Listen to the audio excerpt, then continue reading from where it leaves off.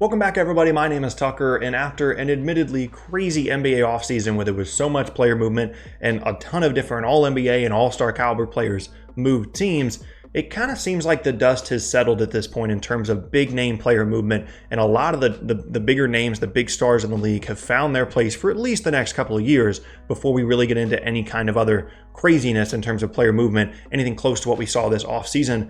But as always, NBA fans like myself are going to continue to look at what's next, specifically in player movement. In this video, I'm going to be talking about some players that, in my opinion, are up next, and it could be pretty soon even that some of these players end up moving teams, whether it be free agency or trades. The NBA has constantly proven over the last couple of years that you always have to be ready for anything to happen, as was just evidenced by the craziness that was the Paul George trade. So let's just go ahead and get into the video and look at some of the stars that could potentially be on the move next. And the first one is relatively obvious, and it's Bradley Beal of the Washington Wizards. And at this point, the Wizards are continuing to resist the possibility of trading Bradley Beal to anyone across the league, because it's been reported that the Pelicans have tried to make a move for Bradley Beal once they were able to trade Anthony Davis, and they had some assets to try and make a deal like that work. It was also rumored that the Clippers were trying to make a Beal trade work in an effort to get Kawhi Leonard to sign with them, but both of those teams were kind of pushed back, and the Wizards to this point have said, yeah, we're not all that interested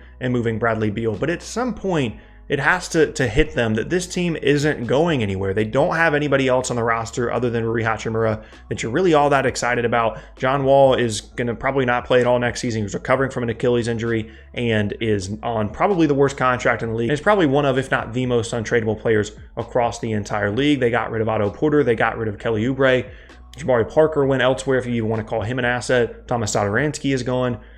They don't really have a future. They don't have anything else to pin their, to pin their hopes to other than Beal and Hachimura.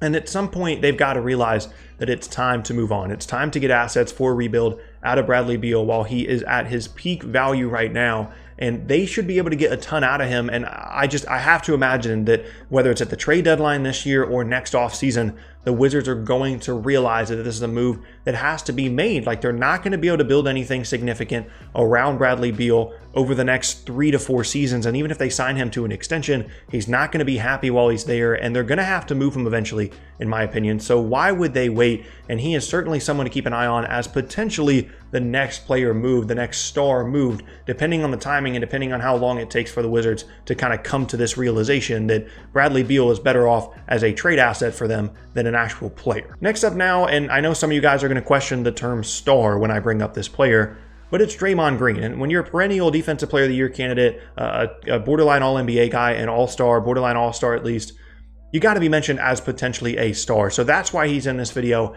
He's a free agent in 2020. And this is kind of, even before Kevin Durant left, like, this is kind of the offseason that people pinpointed as potentially the beginning of the end of the Warriors dynasty. And it came a year early because Kevin Durant left this offseason. And I'm not saying that everything's ruined for them. They're still going to be very good.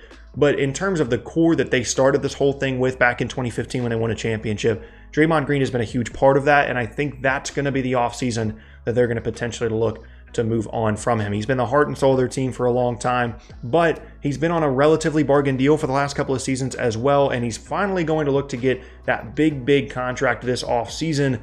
And I just don't really see that it's going to be worth it to the Warriors, because I think he's going to push for a Supermax. He's going to try and make an All-NBA team or win Defensive Player of the Year or do something to qualify himself for a Supermax.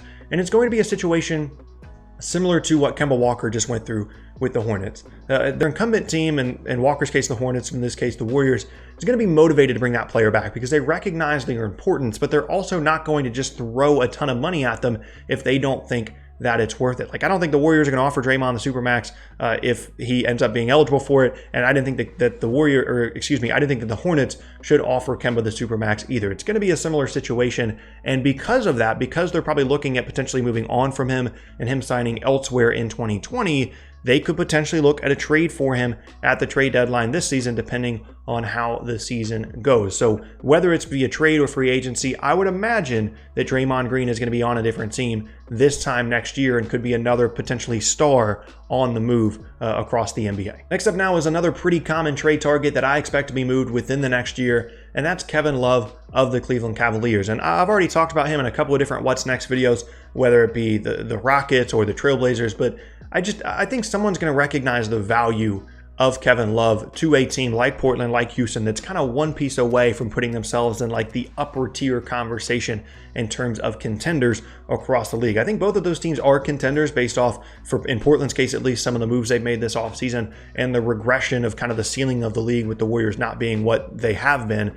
But it still just would really help them to bring in someone like Love, and I think someone is going to make that move within the next year. The Cavs are probably going to get him on the floor, try and raise his value a little bit because he missed so much of last season with injury, so maybe they can squeeze a little bit more out of the deal. But in the end, I don't really think it's going to take that much to get him. The Cavs want to get out from under that deal. If you can provide them expiring contracts and one player or asset that they can hopefully look to continue to help them build in the future, I think that's going to be enough to get it done. And he could certainly be another star potentially on the move, as we've kind of seen the dust settle on some of these other guys. Next up now, and this is kind of a combination selection on this list, and it's both the guys for the San Antonio Spurs, DeMar DeRozan and LaMarcus Aldridge. Now, DeRozan holds a player option for next summer, while Aldridge has a non-guaranteed year on his deal for the 2020-21 season. And both of these guys are players that I talked about potentially being on the move in that offseason, depending on what happens with Greg Popovich. And it's just, the Spurs are one of those teams that, depending on how the season goes, they could be looking at a rebuild, especially if Pop retires. And it kind of seems like that's what they're holding on to,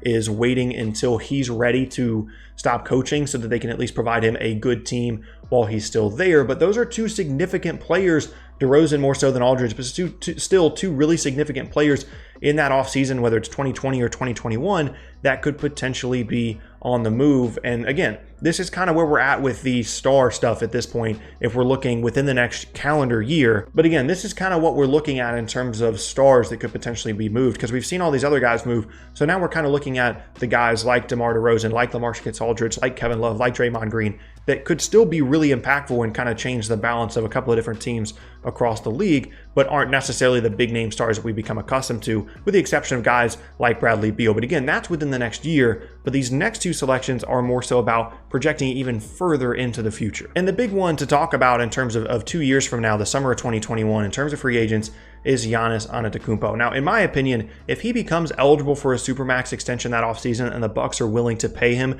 that full Supermax worth $250 million over 5 years, by the way, there's no way he turns that down. So this kind of all depends on circumstances, on how happy Giannis is over the next couple of seasons, on whether or not he becomes eligible for the Supermax, and whether or not the Bucks are willing to give him the full Supermax. Because if they are, I think they lock up Giannis. But if not, or if he's just really intrigued by the possibility of playing somewhere in New York, for example, that could end up being a huge story in the summer of 2021, and certainly something to look at in terms of a star, in this case, a true superstar, potentially being on the move in that offseason, being Giannis. And going even further than that now, and this is someone that has kind of been on the star that could potentially be on the move radar for really the last 18 months or so, and that's Ben Simmons of the Philadelphia 76ers. Now, I know that he's in discussions right now with the Sixers to potentially be signing a max rookie extension, and I'm sure they're motivated to keep him on the team,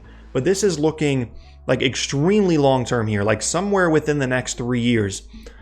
I could realistically see the Sixers moving on from Ben Simmons, because I think with every single season that they have playoff struggles, or if he has issues in the playoffs, or if that he just continues to ignore developing any kind of a jump shot, I think that's going to become a bigger and bigger story and a bigger issue for the Philadelphia 76ers, and one that probably just can't be ignored, and they could eventually be forced to trade him and move on from him, and probably get a pretty good package for him, because he's still a really good young player.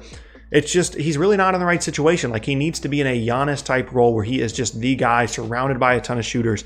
And that's just not the way that Philadelphia has operated. That's not the way that they've surrounded him to this point in his career. And so if we're looking at stars that could potentially be on the move, maybe not within the next calendar year, but within the next 2.5 to 3 years, I think that that's definitely someone to keep an eye on, is Ben Simmons. And we've talked about this before, really, like I said, over the last 18 months, because it just doesn't really fit super well into what they try and do. And with Joel Embiid kind of being the darling of Philadelphia, if they're going to have to pick one, it's probably going to be Embiid over Simmons. So again, just another guy to keep an eye on in terms of a star that could potentially be on the move. And really quickly at the end of this video, I do want to mention that yes, Russell Westbrook is not on this list, only because, and that was kind of obvious. I've already made videos about Westbrook. I've already made a trade machine video. It really wouldn't have made sense to sit here and talk about, you know, the possibility of him being the next star to be moved, because everybody already knows that that's the case and that he is definitely in huge consideration. If we're going in order of guys that we think are going to be traded, he's probably going to be traded in the most recent fashion, or in the quickest fashion at least. So that's why he is not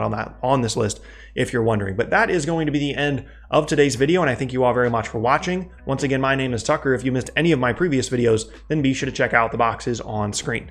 Thanks again, and I'll see you all next time.